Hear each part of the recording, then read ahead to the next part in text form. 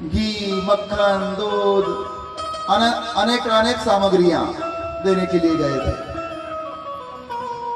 अब जब गए सामग्रियां देने के लिए तो वहीं पर उनको सूचना मिल गई थी वसुदेव जी से कि अरे नंद बाबा कारागार में मिलने जाते थे हर बार।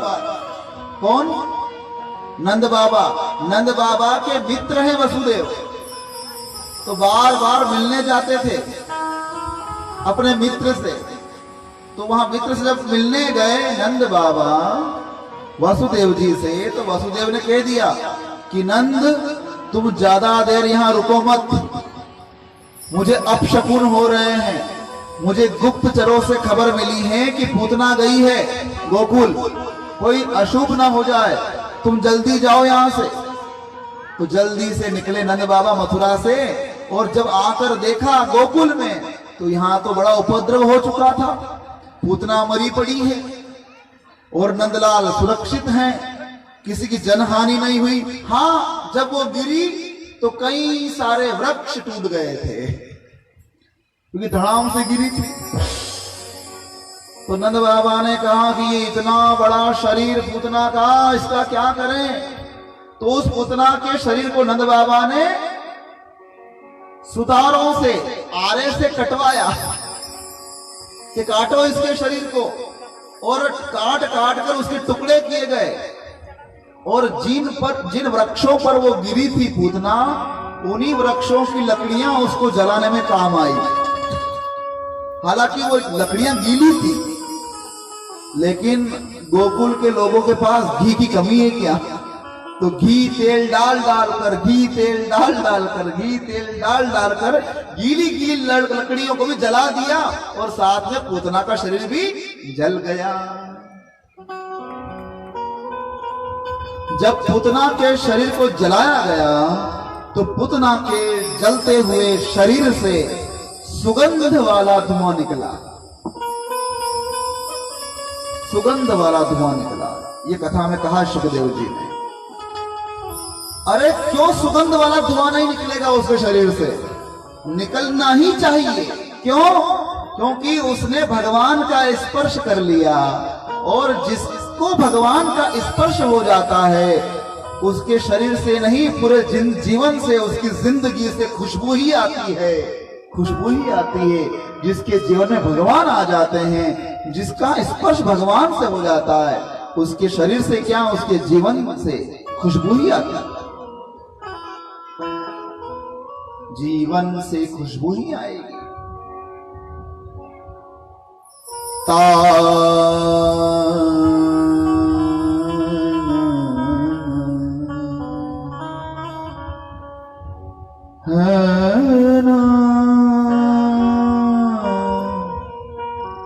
ना ना ना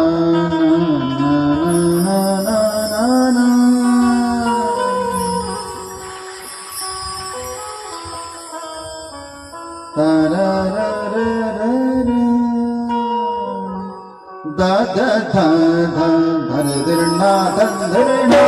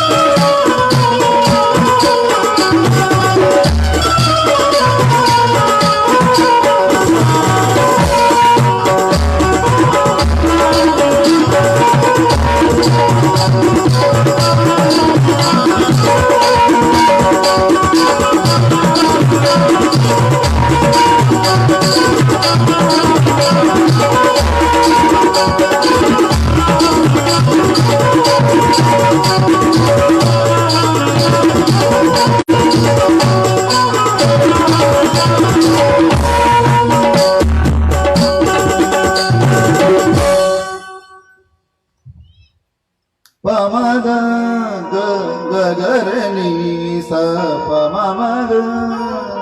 इस राग को बोलते हैं राग झंझोटी। इस राग का नाम क्या है? राग झंझोटी। जब ये बजता है तो शरीर झंझोड़ हो जाता है, इसका नाम राग झंझोटी। दिर दिर ना दिर दिर ना दिर दिर ना, राग झंझोटी कन्हैया। और जब पूतना मर गई और उसका दाह संस्कार कर दिया गया तो वहां सुखदेव जी लिखते हैं, य एतत् पूतना मोक्षम कृष्णस्यार भगवद्भुतम शृणो श्रद्धया मर्त्यो गोविंदे लभते रतिम। जो इस पूतना मोक्ष की कथा को जो ध्यान से सुनता है, भगवान उसके अंदर रहने वाली अविद्या का भगवान नाश करते हैं और उसके अंदर ज्ञान प्रकट करते हैं। जो पूतना मोक्ष की कथा को सुनता है उसका। तो ऐसी कथा बताई। बाद में भगवान श्री कृष्ण ने शक्तासुर का उद्धार किया, ये कथा बताई। तृणाव्रत का उद्धार किया, ये कथा बताई। शक्तासुर कंस का भेजा गया एक असुर था, छकड़े के रूप में आया था। भगवान कृष्ण उसके नीचे लटक रहे थे। माता यशोदा ने झूला बांध दिया था छकड़े के नीचे, जो बैलगाड़ी होती है ना उसके नीचे। उसी छकड़े में शक्तासुर घुस गया, उसी गाड़ी में। सोचा कि इस गाड़ी के नीचे ये सो रहा है नंदलाल, इसको यहां से उठाकर पटक दूंगा, मर जाएगा, महाराज कंस प्रसन्न हो जाएंगे। अरे वो क्या छकड़ा पलटे, उसके पहले ही कन्हैया ने एक लात मारी झोली में, ऐसा उल्टा कि जमीन पर आते गिरते ही चकनाचूर। और उसके अंदर जो एक पहिया था वो घूमता हुआ रुकता हुआ गिरा, छकड़े का पहिया। एक पहिया कहां गया, छकड़ा कहां गया, शक्तासुर का उद्धार हो गया केवल एक पद प्रहार से। ये शक्तासुर बिना बैल के खड़ा था, जीवन की गाड़ी है ये, बिना बैल के नहीं होना चाहिए। गाड़ी बिना बैल की हो तो वो चलती है क्या? बैलगाड़ी बिना बैल की हो तो चलती है क्या? वो खड़ी रह सकती है। लेकिन जब बैल उसमें लग जाते हैं तो गाड़ी चल पड़ती है, जहां हम ले जाना चाहें वहां जाती है। और बैल भी दो चाहिए ना,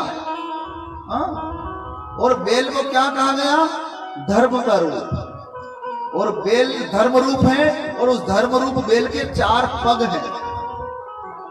एक पग का नाम है पवित्रता, दूसरे पग का नाम है दया, तीसरे पग का नाम है तप, और चौथे पग का नाम है सत्य।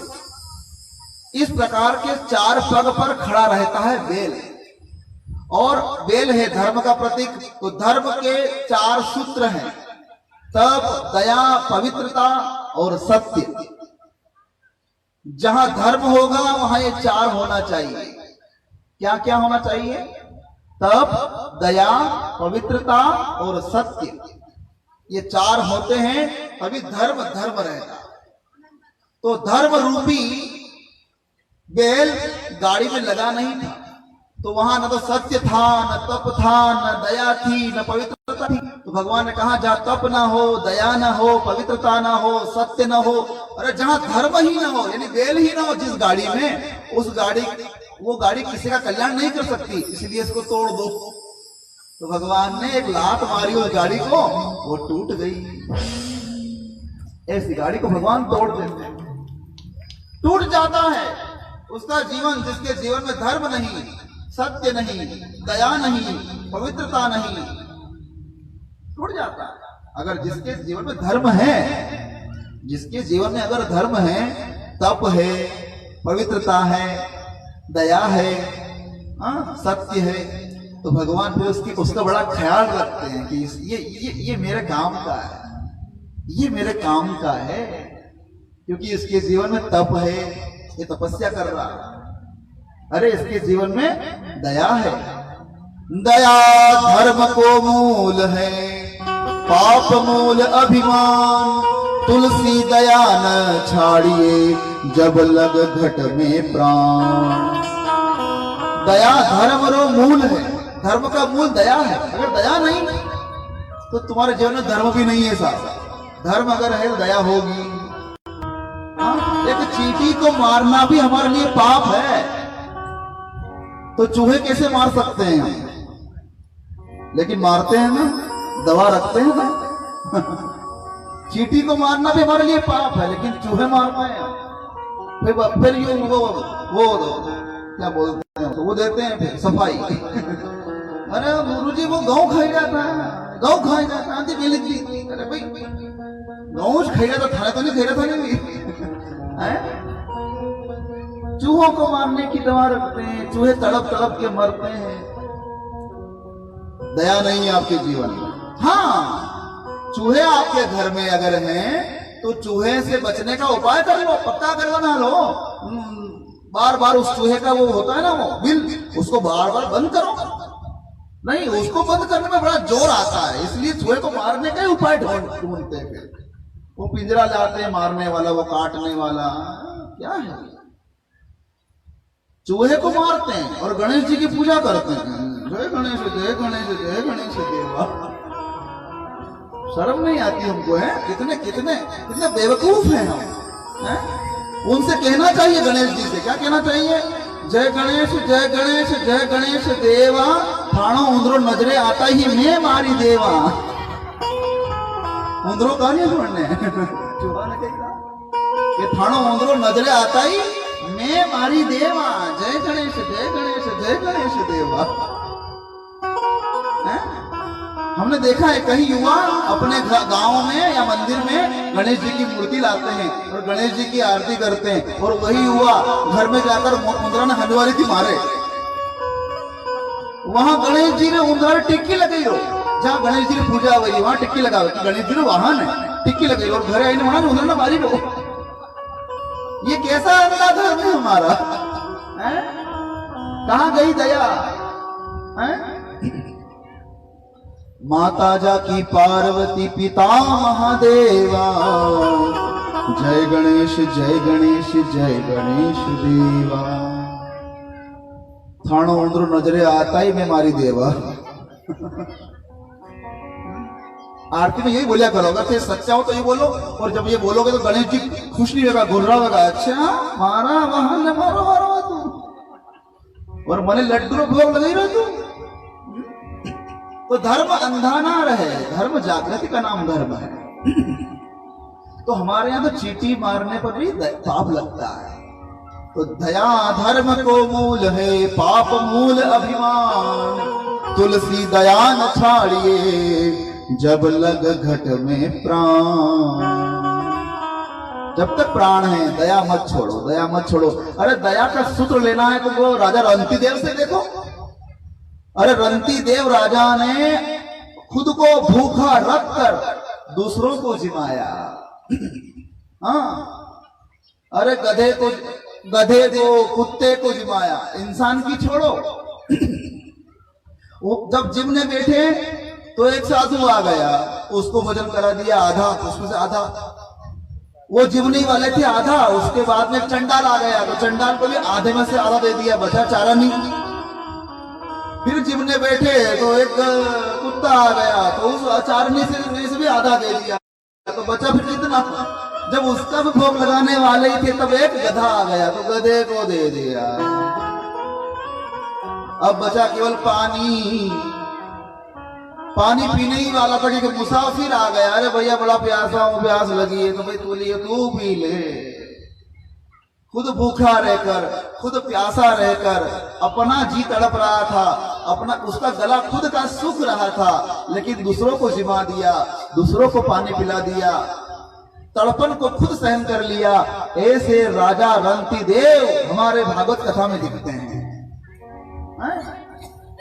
तो दया धर्म को मूल है, दूसरों की दया करना। भले मेरे प्राण क्यों ना चले जाए, मैं दया को नहीं छोड़ूंगा। दया को नहीं छोड़ा है रंती देव ने, और सत्य को नहीं छोड़ा है राजा हरिश्चंद्र ने। आप जानते हैं कथा, दया को नहीं छोड़ा रंती देव ने और सत्य को नहीं छोड़ा हरिश्चंद्र ने। जो कह दिया सो कह दिया और जो किया वो किया, जो कह दिया वो किया। प्राण जाई पर वचन न जाई, रघुकुल रीति सदा चली आई, प्राण जाऊं बर वचन न जाई। कह दिया सत्य, सत्य की शिक्षा लेनी हो तो हरिश्चंद्र, दया की शिक्षा लेनी हो तो राजा रंतीदेव, तप की शिक्षा लेनी हो तो राजा जनक। तपस्वी हैं, गृहस्थी हैं लेकिन तपस्वी हैं राजा जनक, तपस्या का। हाँ, और पवित्रता की शिक्षा लेनी हो तो सुखदेव। कौन? सुखदेव। सुखदेव के पास क्या है जिसके कारण वो पवित्र हैं? उनके पास ज्ञान है, और जिसके पास ज्ञान है उसको हम पवित्र मानते हैं। गुरु पवित्र रूप माना जाता है क्योंकि उसके पास ज्ञान है। तो पवित्रता, दया, तप, सत्य और धर्म। धर्म का ज्ञान लेना हो तो धर्म का ज्ञान राजा दशरथ से मिलेगा आपको। अरे हमारे यहाँ कितनी कितनी मूर्तियां हैं हमको ज्ञान देने के लिए, लेकिन हम लेना ही नहीं चाहते। प्राण छोड़ दिए राजा दशरथ ने लेकिन धर्म नहीं छोड़ा। क्या है साहब, हमारे सामने कितनी मूर्तियां हैं, हम केवल उनको एक किरदार के रूप में देखते हैं। सूत्र के रूप में देखो उनको, आपको ज्ञान आएगा, आपको ध्यान आएगा। ये बात बताई तो शक्टासुर का उद्धार किया, बाद में भगवान का नामाविधान किया गया, ये कथा बताई। शक्टासुर के बाद तृणाव्रत आया। तृणाव्रत बवंडर के रूप में आया था, फुतारिया बोलते ना, फुतारिया, वो फुतारिया के रूप में आया और उसने सोचा कि मैं भगवान श्री कृष्ण को उठाकर ले जाऊंगा मथुरा राजा कंस के पास, और राजा कंस मुझे उपहार देंगे, शाबाशी देंगे। तो कन्हैया को उठा तो लिया, आंगन में सो रहे थे कन्हैया।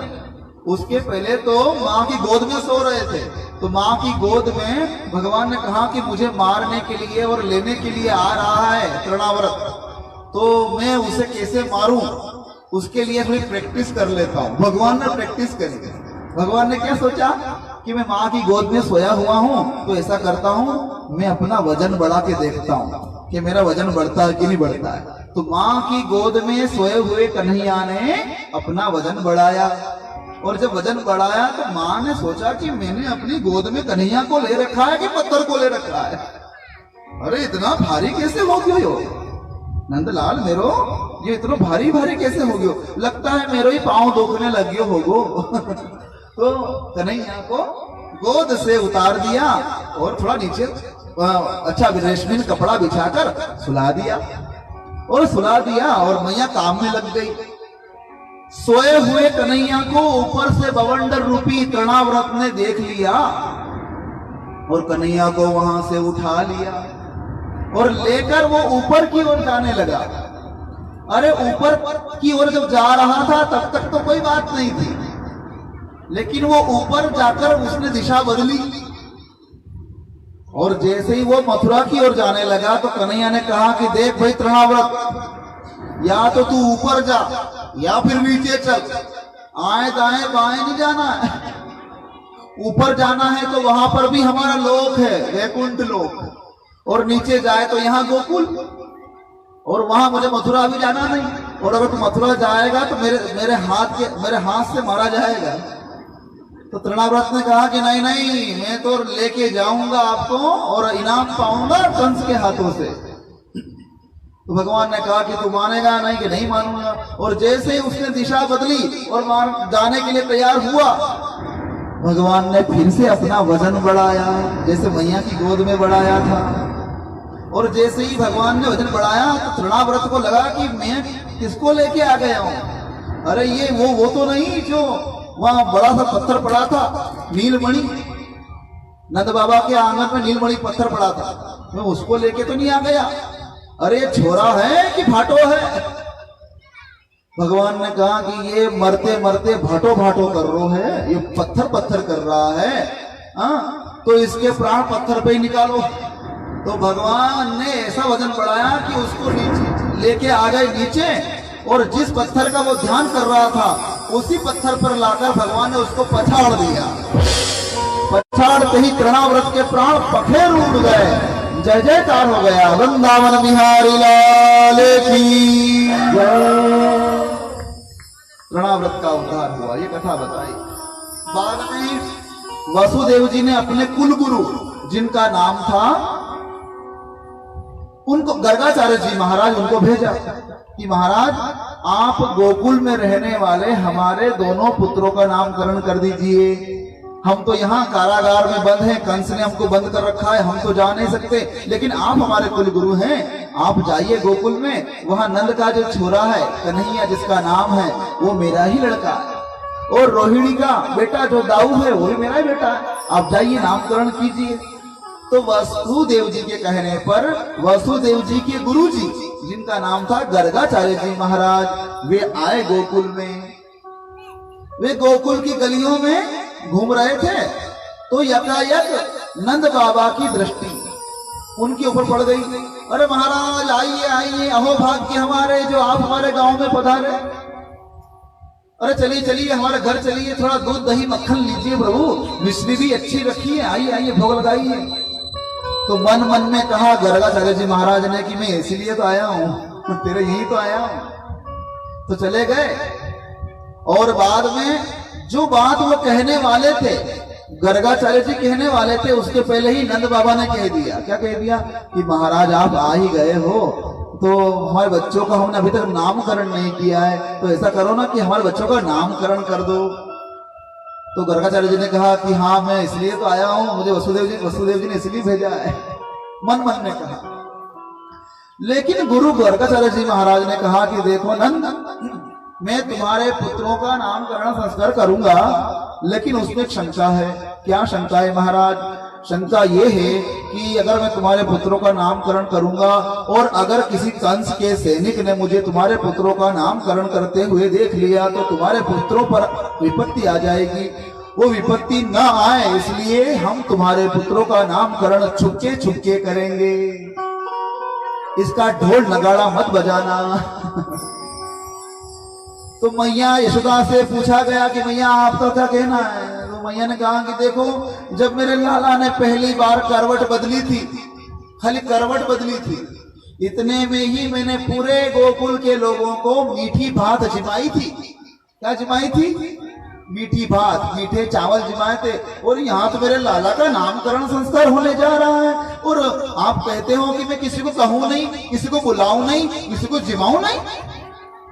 नंद बाबा ने कहा कि देवी, अगर गुरुजी कुछ कह रहे हैं तो अच्छी बात कह रहे हैं, ये यादवों के कुल गुरु हैं। अगर वाकई में किसी ने हम इनको देख लिया हमारे यहाँ नामकरण करते हुए तो शंका में हमारे बेटे को ये सैनिक उठा के ले जाएंगे। अच्छा अच्छा अच्छा, ठीक है ठीक है ठीक है गुरुजी, जो आप कहो सो भलो, जैसा आप कह रहे हैं वो ठीक हमारे लिए। तो गुरु जी की बात मानकर नामकरण संस्कार करने के लिए ठाकुर जी को नंद बाबा ले गए गौशाला में, और रोहिणी माता को भी बुला लिया, दाऊ को लेकर वो आ गई। गोदी में दोनों बैठे हैं, यशोदा की गोद में दाऊ जी बैठे हैं और रोहिणी की गोद में कन्हैया बैठे हैं। ये कथा बताई। और सबसे पहले गर्गाचार्य जी महाराज किसका नामकरण करते हैं? बड़े वाले का, रोहिणी पुत्र का। कहते हैं अयम ही रोहिणी पुत्रो रमयन् सुहृदो गुणैः आख्यास्यते राम बला विख्यात बलम विदुः। अयम ही रोहिणी पुत्रो रमयन् सुहृदो गुणैः। मैं सबसे पहले रोहिणी के पुत्र का नामकरण संस्कार करता हूं। ये रोहिणी पुत्र बलों में बल का धाम होगा, इसका बल बड़ा प्रतापी होगा, इसलिए मैं इसका नाम बल रखता हूं। लेकिन इसका ये बल दूसरों को आराम देगा, इसलिए इसका बल राम के समान होगा, इसलिए इसका पूरा नाम क्या हो जाएगा? बलराम। तो एक नाम तो दिया बलराम, और एक नाम दिया, कहा कि ये यादव वंशी है, ये यादवों की एकता को बनाए रखेगा, जो यादवों में झगड़े होंगे ये उनका निपटारा करेगा। तो ये निपटारा कराने वाला, जो निपटारा करवाता है ना, उसको बोलते हैं संकर्षण। तो इसका एक नाम संकर्षण भी होगा। हाँ, ये बताया। और ये रोहिणी का पुत्र है, इसलिए इसका एक नाम रोहिणेय भी होगा। तो दाऊ जी महाराज का कितने नाम बताए? राम, बलराम, संकर्षण और रोहिणेय। दाऊ जी महाराज के 4 नाम हैं। राम भी नाम है। राम नाम भी इसलिए लिया उन्होंने कि पिछले जन्म में छोटे भाई बन के आए थे, लखन भैया। तो अगले जन्म में भगवान दाऊ जी ने कहा, लखन जी ने कहा कि पहले आप बड़े थे, मैं छोटा था, अब मैं बड़ा बन के जाऊंगा और आपका नाम मुझे मिलना चाहिए, राम। तो राम ने कहा कि हाँ ठीक है लखन, तू जा और राम तू रख लेना आपकी बात। तो एक नाम राम भी, लेकिन वो राम का बल कल्याणकारी है, इसलिए पहले बल लग गया। तो बाद में पूरा नाम क्या हो गया? बलराम। और मां के नाम से जाने गए, इसलिए रोहिणी कहलाया। और एक नाम और संकर्षण। जब दाऊ जी महाराज का नाम विधान कर दिया गर्गाचार्य जी महाराज ने, तो अब आ गया नंबर कन्हैया का। जब कन्हैया का नामकरण करने लगे, तो कन्हैया का नामकरण करते करते उनकी आंखें वहीं टिक गई कन्हैया के ऊपर। अरे ये वही तो नहीं है जिसकी कई जन्मों से मैं प्रतीक्षा कर रहा हूं, ये वही तो नहीं है, ये वही तो नहीं है मैं उसी को ढूंढ रहा हूं, ये वही तो नहीं है। आंखें वहीं टिक गई। हाँ, मैं तुझे देखूं तू मुझे देख, देखते देखते हो जाए एक। हाँ, एक हो गए। फिर भी मन को बंधे हुए मन को मुक्त किया भगवान से और नामकरण किया भगवान श्री कृष्ण का। बहुनी में बहुनी संति नामानि रानामानि, बहुनी संति नामानि नामानि, बहुनी संति नामानि रूपाणि च सुतस्य ते, गुणकर्मानुरूपाणि तान्यहं वेदनो जनाः, तान्यहं वेदनो जनाः, तान्यहं वेदनो जनाः।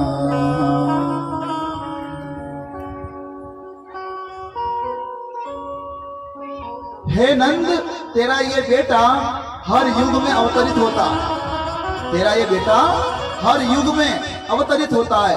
जब ये सतयुग में आता है तो इसका वर्ण सफेद होता है, जब ये त्रेता युग में आता है तब इसका वर्ण लाल होता है।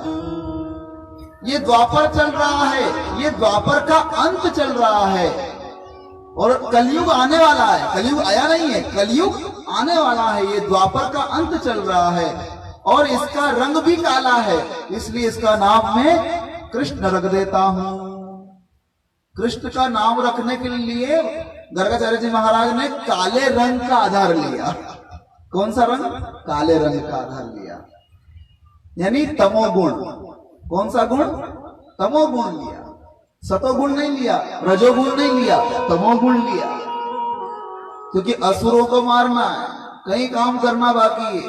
अगर सतोगुण में रहे तो ये भजन करने लग जाएंगे, सीधे साधे रह जाएंगे। नहीं नहीं, इनमें तमोगुण चाहिए, तो कृष्ण नाम रख दिया। और बाद में कृष्ण नाम रख दिया तो बस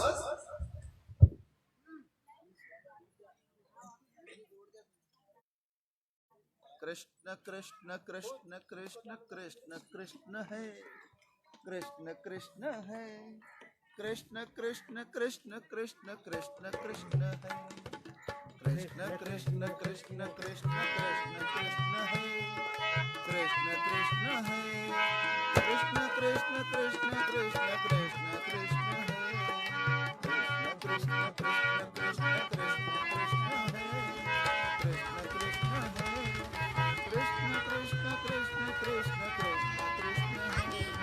कृष्ण कृष्ण कृष्ण कृष्ण कृष्ण कृष्ण है, कृष्ण कृष्ण कृष्ण कृष्ण कृष्ण कृष्ण है,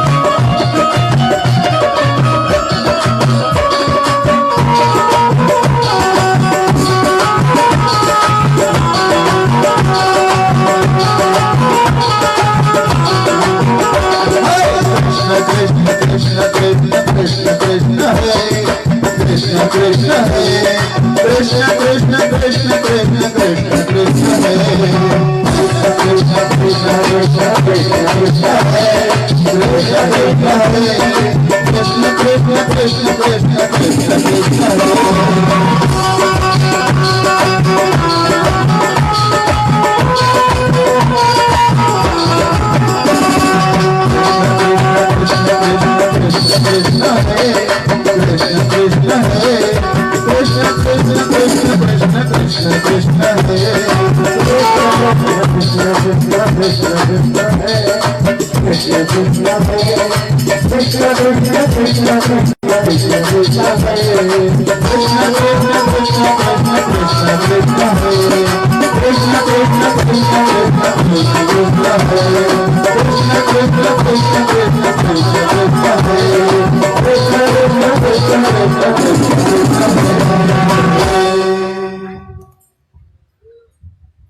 लाइट जाना भी वरदान है हमारे लिए को। लाइट जाए तो भी वरदान है, भगवान का नाम ही निकलता है मुंह से। अब यहाँ व्यास पीठ पर बैठने वाला व्यक्ति व्यर्थ में नहीं बैठ सकता, बिना बोले भी नहीं बैठ सकता। अगर बैठता है तो उसे कुछ न कुछ बोलना है, यानी या तो उपदेश या भगवान का नाम, चुप नहीं रह सकता। लाइट जाए तो जाए, ये लाइट बंद नहीं होना चाहिए, ये नियम है। भगवान कथा है।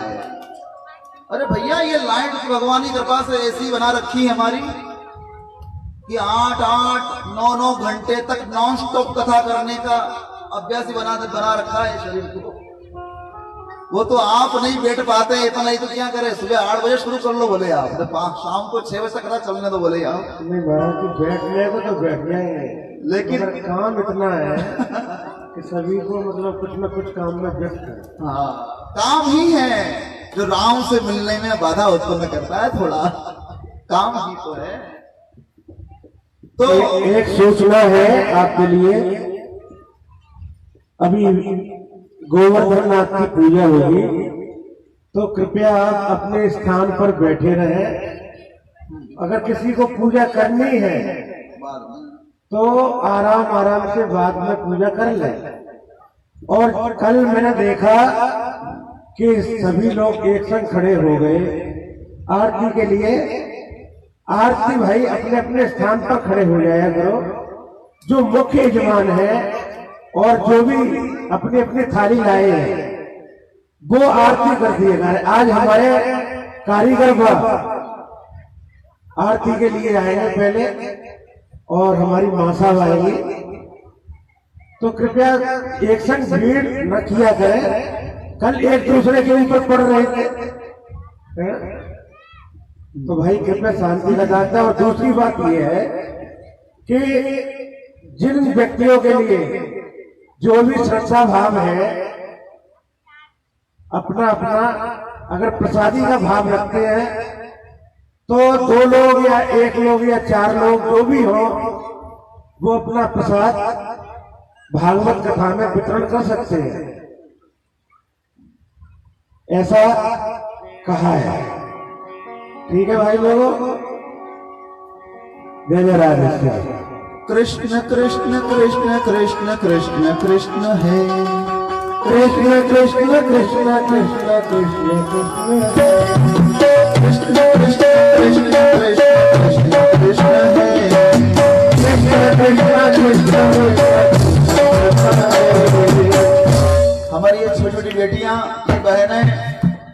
निकालो ना, आप सूरज से निकालते ना घर झाड़ू निकालती हैं। माता कोई और काम करती हैं, बेटियां कुछ और काम करती हैं, तो माताएं कहती हैं वो पानी भरवान गई वो तो कचरो काढ़ी थे ठीक है ना कि मम्मी ये नहीं वो पानी भरे ना उतरे या वो कूड़े जाए ना उतरे, घर सफाई कर दीजिए, तिजोरी साफ कर दीजिए।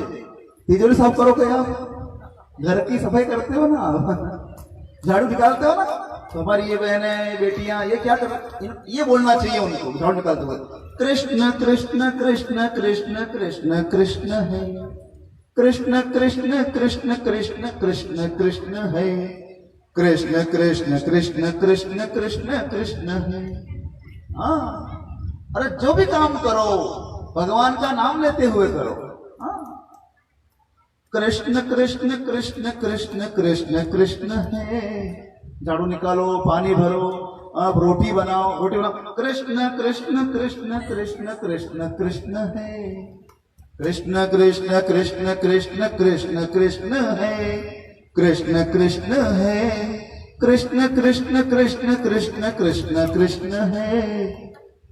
ऐसे जप करते हुए कल्याण करोगे तो मेरा आशीर्वाद है आपको पति अच्छा मिलेगा, कृष्ण के जैसा ही मिलेगा।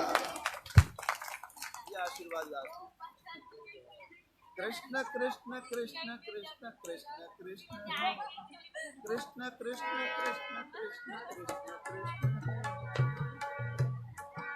बोलिए साथ में, कृष्ण कृष्ण कृष्ण कृष्ण कृष्ण कृष्ण है, कृष्ण कृष्ण है, कृष्ण कृष्ण कृष्ण कृष्ण कृष्ण कृष्ण है, कृष्ण कृष्ण कृष्ण कृष्ण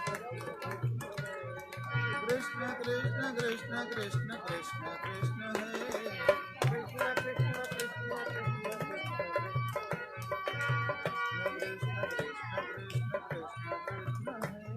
कृष्ण कृष्ण है, कृष्ण कृष्ण कृष्ण कृष्ण कृष्ण है, कृष्ण कृष्ण कृष्ण कृष्ण कृष्ण कृष्ण है। कोई बात नहीं, अगर आप यहाँ नहीं बोल पा रहे हो शर्मा चलते तो घर पे जाके बोल लेना, भले बोला करना, अच्छी बात है। कृष्ण कृष्ण कृष्ण कृष्ण कृष्ण कृष्ण है। हर माँ अपने बेटे को सुपुत्र के रूप में पाना चाहती है। हर पत्नी अपने पति में राम कृष्ण देखना चाहती है। हर कुंवारी कन्या राम की तरह कृष्ण की तरह पति पाना चाहती है, लेकिन वो चाहती है लेकिन मेहनत नहीं करती। खाली चाहने से क्या होता है? अब वो चाहती है फोन को, क्या फोन पति दिलाएगा क्या? भगवान का नाम लो, भगवान ही तुम्हारे लिए सही पति ढूंढेंगे। इतना ही नहीं, अगर मान लो किसी कारणवश तुम्हारे पति की कोई आदत बिगड़ी हुई होगी, तुम्हें पता नहीं कि तुम्हारा संजोग कहाँ लिखा हुआ है, तुम्हारा पति न जाने कौन होगा, क्या पता कैसी शक्ल होगी, कैसी अकल होगी, क्या पता। तो क्या पता उसकी बुद्धि कम हो, सुस्ती ना उड़ रही हो, तो भगवान क्या करेंगे? अगर तुम भगवान का नाम लोगे, भगवान का स्मरण करोगे, तो भगवान तुम्हारे पति की बुद्धि जो कि कहीं डिस्टर्ब अगर होगी तो वो सही कर देंगे। तुम्हारे विवाह से पहले ही वो उनकी बुद्धि सही कर देंगे। भजन का ये मजा है, इसलिए फोन आज तो हमारी छोटी छोटी बेटियां भी क्या करती हैं? उनको व्हाट्सएप चलाने का कह दो, उनको फेसबुक चलाने का कह दो, उनको इंस्टाग्राम चलाने का कह दो, उनको गूगल चलाने का कह दो, हैं? लेकिन अगर उनको कह दो कि बेटी अपने घर में गीता जी पढ़ी तो की है, 2 अध्याय कर ले। हाँ, गीता जी ने 2 अध्याय भारती वे गई, ये तो पंडितों का काम है।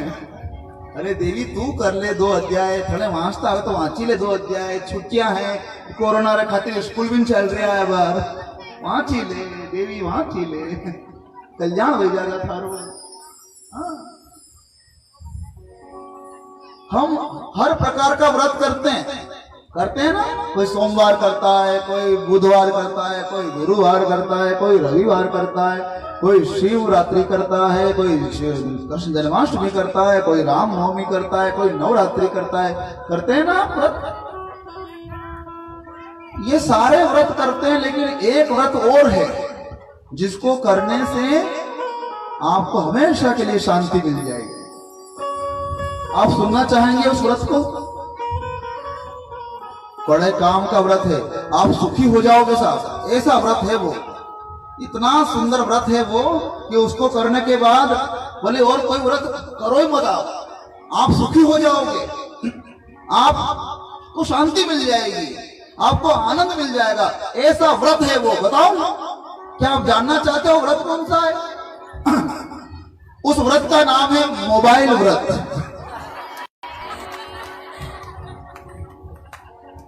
कौन सा व्रत है वो? आप मोबाइल व्रत किया कीजिए।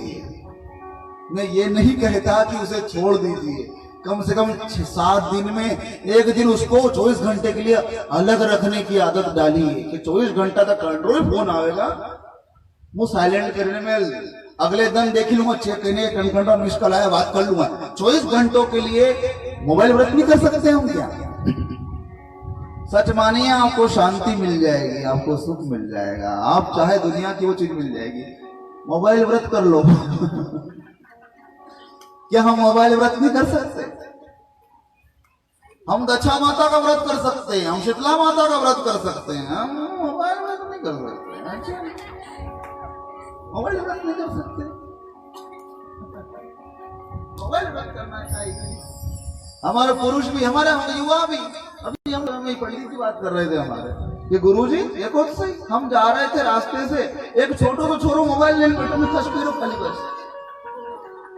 अब बताओ, वो न तो भणे न धणे न कर, और जो ज्यादा मोबाइल का यूज करता है ना, तो जो WHORS की जो संस्था है अमेरिका में, उसने कहा है कि जो ज्यादा से ज्यादा मोबाइल का यूज करता है वह व्यक्ति जल्दी से जल्दी डिप्रेशन का बीमार व्यक्ति बन जाता है।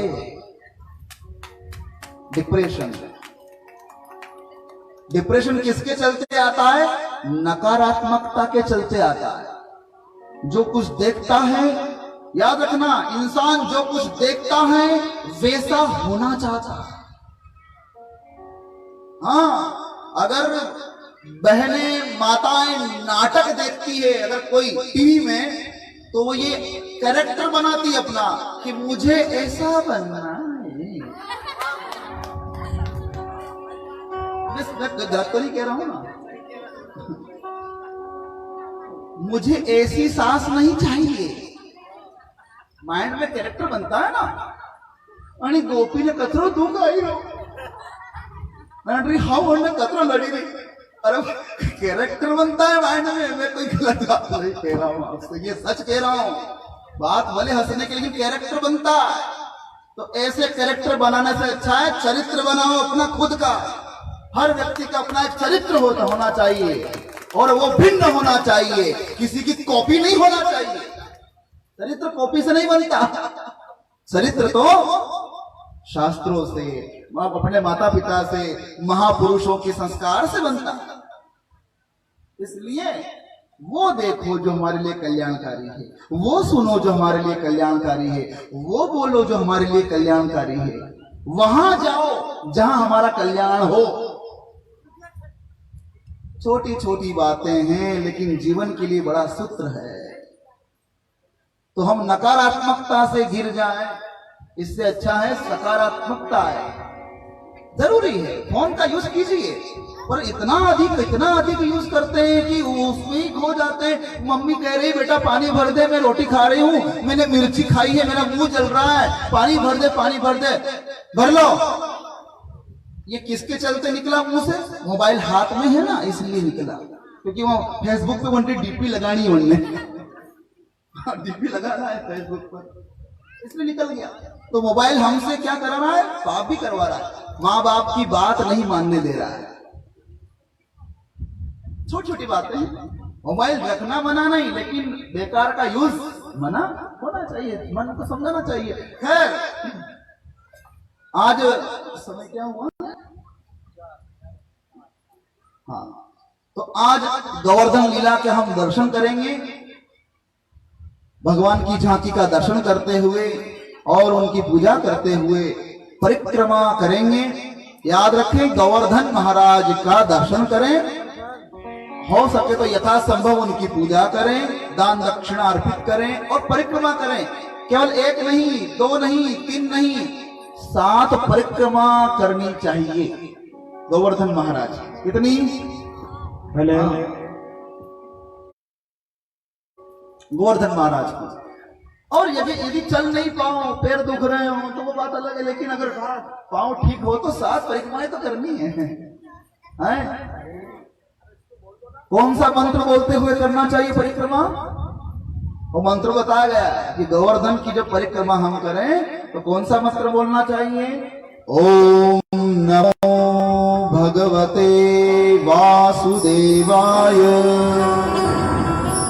ओम नमो भगवते वासुदेवाय, ओम नमो भगवते वासुदेवाय। बोलिए मेरे साथ, महामंत्र है भागवत का ये। ओम नमो भगवते वासुदेवाय, ओम नमो भगवते वासुदेवाय, ओम नमो भगवते वासुदेवाय, ओम नमो भगवते वासुदेवाय। ऐसे ही बोलना है इसको, जल्दी नहीं बोलना है, ठीक है? ऐसे नहीं बोलना है। कई बार तो मंत्र का जाप भी करते हैं भगवान कृष्ण कृष्ण कृष्ण कृष्ण कृष्ण कृष्ण कृष्ण कृष्ण कृष्ण कृष्ण, कदी खुटे कदी खुटे कदी खुटे कदी खुटे, ऐसा हो जाता है। ऐसा तो नहीं होना चाहिए ना। आराम से भगवान का जाप करने बैठे हैं तो पूरी माला में तल्लीन हो जाओ, कृष्ण कृष्ण कृष्ण, ऐसे होना चाहिए ना। कृष्ण कृष्ण कृष्ण कृष्ण कृष्ण कृष्ण, ऐसा नहीं। ओम नमो भगवते वासुदेवाय, ओम नमो भगवते वासुदेवाय, ओम नमो भगवते वासुदेवाय, ऐसे भी नहीं, ऐसे बोलना है। ओम नमो भगवते वासुदेवाय, ओम नमो भगवते वासुदेवाय। जब हम इस मंत्र को इस ढंग से बोलते हैं ना, तो इस मंत्र त्रिव्याहृतियां हैं। कितनी व्याहृतियां हैं व्याकरण की दृष्टि से? इसमें 3 व्याहृतियां हैं।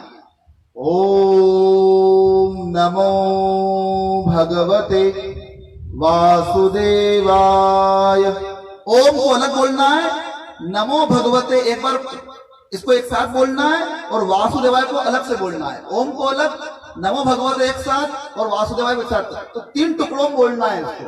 ओम नमो भगवते वासुदेवाय, ओम नमो भगवते वासुदेवाय। ओम बोल के रुक जाओ, ओम बोल के रुक जाओ, फिर रुक के नमो भगवते, फिर रुक जाओ, फिर रुकने के बाद वासुदेवाय। ओम नमो भगवते वासुदेवाय। इसको बोलते हैं त्रिव्याहृति। इस ढंग से बोलोगे तो इस मंत्र में उठने वाले स्वर, ये स्वर हैं। जब हम इस प्रकार से बोलते हैं इस मंत्र को, तो हमारे माइंड में रहने वाले ब्लॉकेज हटते हैं। वैज्ञानिक भी कहते हैं हमारे दिमाग में ब्लॉकेज आ जाते हैं, जिससे ब्रेन हैमरेज हो जाता है कभी, तो ब्रेन हैमरेज नहीं होगा। इस ढंग से इस मंत्र को बोलोगे तो गायत्री मंत्र भी बोलने का एक तरीका है, गायत्री मंत्र को भी ढंग से बोलना चाहिए। ओम भूर्भुवस्वः तत्सवितुर्वरेण्यं भर्गो देवस्य धीमहि धियो यो नः प्रचोदयात्। भूर्भुवस्वः तत्सवितुर्वरेण्यं भर्गो देवस्य धीमहि धियो यो नः प्रचोदयात्। इस ढंग से मंत्र बोलना चाहिए। मृत्युंजय मंत्र, उसमें तो आत उदात्त के साथ बोलना चाहिए। ओम त्र्यंबकं यजामहे सुगंधिं पुष्टिवर्धनम् उर्वारुकमिव बंधनान् मृत्योर्मुक्षीयमृतात्। ये मृत्युंजय मंत्र है। ये आठ उदात्त से बोला जाता है, यानी ऊंचे स्वर में बोला जाता है, इसमें नीचे स्वर नहीं लगाए जाते। तो स्वर के साथ अगर मंत्र बोला जाए तो कई शारीरिक रोग मिट सकते हैं, दिमाग के, दिल के, किडनी के। ये मैं नहीं कह रहा हूं, वैज्ञानिक कहते हैं कि ऐसे ऐसे मंत्र हैं हमारे धर्म में, अगर उनको सही ढंग से सही स्वरों में बोला जाए तो वे कई प्रकार के रोग काट सकते हैं। राम, ये राम 2 अक्षर का शब्द है, इसको भी आप बोलना सीख लीजिए। हालांकि आप बोलना जानते हैं, ऐसी बात तो है ही नहीं। राम कैसे बोलते हैं?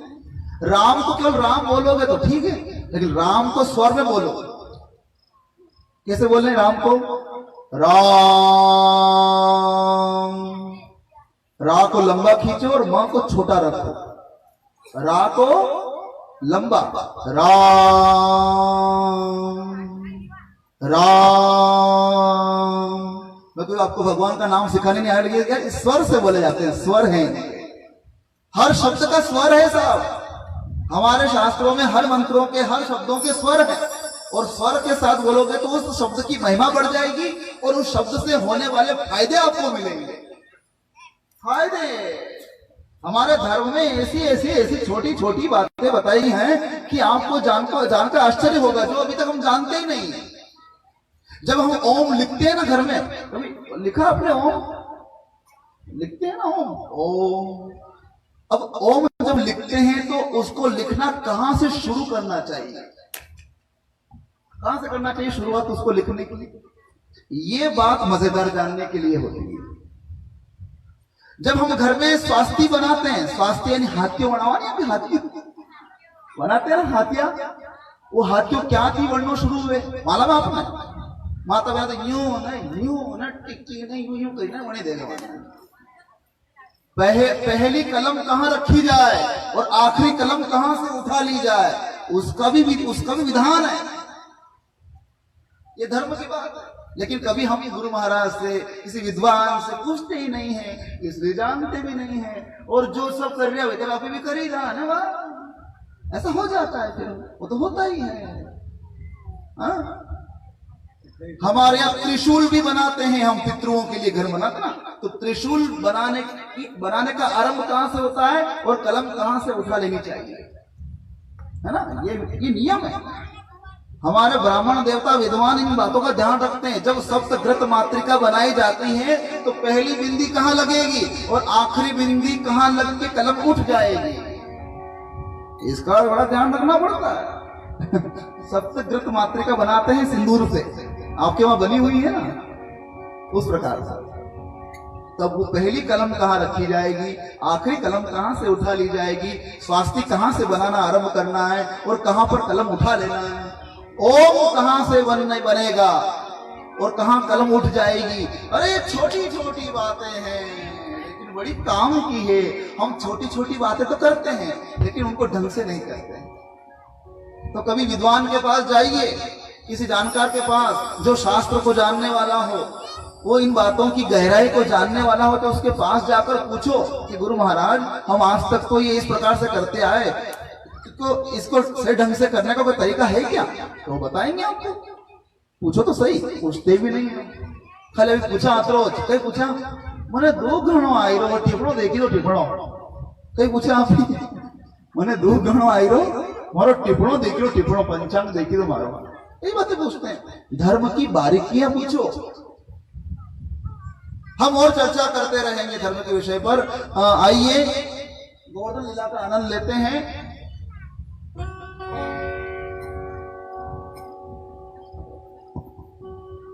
दर्शन आपको सूचना यहां से कर दी गई है। आप अपने ही स्थान पर बैठे बैठे या अपने स्थान पर जब खड़े होने का मौका आए तो वहीं खड़े खड़े दर्शन करें। दर्शन करने के बाद फिर पूजा भी करेंगे। आप किसी को भी ऐसा कुछ नहीं करें, सब करेंगे पूजा, लेकिन थोड़ा संयम पूर्वक, दौड़ दौड़ कर आगे ना आए। जहां है वहीं से आप भगवान का दर्शन करें और भगवान की पूजा करें, फिर परिक्रमा करें, दर्शन करते हुए और प्रसाद लेकर ही जाएं। आज हम समय का ध्यान रख रहे हैं और समय के साथ कथा को विराम दे रहे हैं। भगवान श्री गोवर्धन नाथ के दर्शन के साथ, और कल होगा रुक्मणी मंगल। तो कल रुक्मणी मंगल में आप एक काम करना, सभी कर सको तो अच्छा है, छोटा सा काम है। आप अपने अपने घर से थोड़े थोड़े चावल ले आना। क्या ले आना? वो चावल लाकर जो यहाँ पड़े हैं ना, ये कलश यहाँ डाल देना, बिना पूछे। ज्यादा नहीं लाना है, 15-20 चावल जितने आ जाए हाथ में उतने ही लाना है। हाँ, बस वो लाके छोड़ देना। उससे भगवान के चरणों में आपने पुष्प चढ़ाए, ये भाव हो जाएगा और यहाँ से आपको आशीर्वाद मिलेगा, वो भाव है। तो चावल लाइएगा, हो सके तो, हो तो पीले करके ले आना, और हो तो घर में जल्दी शुभ काम आ जाएगा। आइए, भगवान का कीर्तन और उसके बाद फिर भजन और फिर आरती की ओर जाएंगे।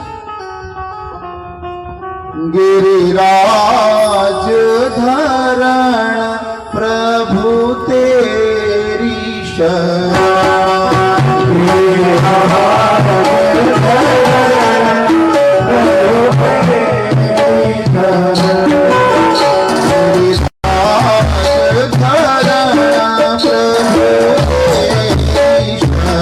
शरण, गिरिराज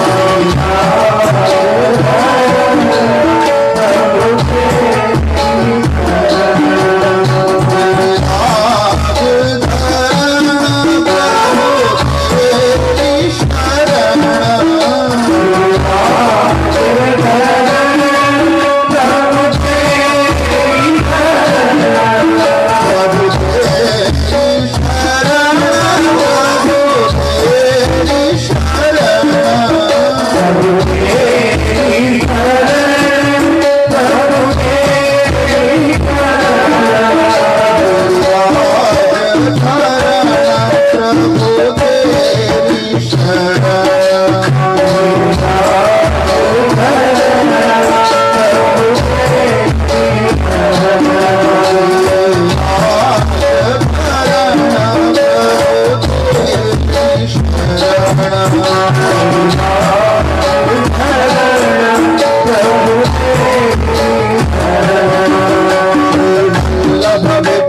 गिर